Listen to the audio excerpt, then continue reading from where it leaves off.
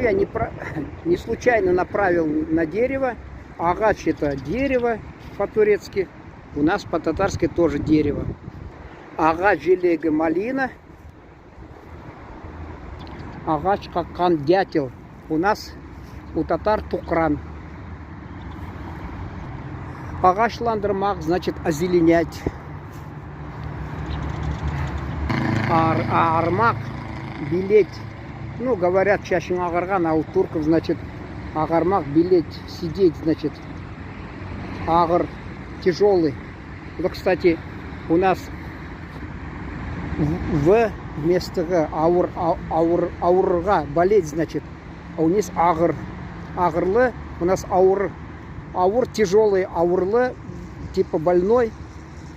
Ауры то болеть. У них агр это. Агр. Агрлык, соответственно, тяжесть. Агр су, тяжелая вода. Вот агрлы. Болезненный. Агрмак болеть. У нас аурмак. Агрсыз безболезненный. Ахляк.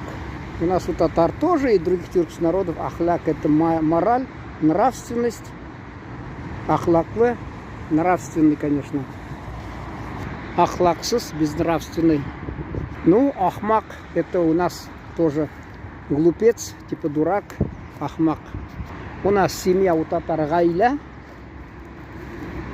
у турок айля. Обратили внимание, наверное, мы как арабы говорим, гайля.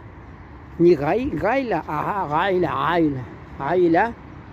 А турки говорят айля, айле. У нас о сумасшедшем говорят акылдан шашкан. Акыл — это значит ум.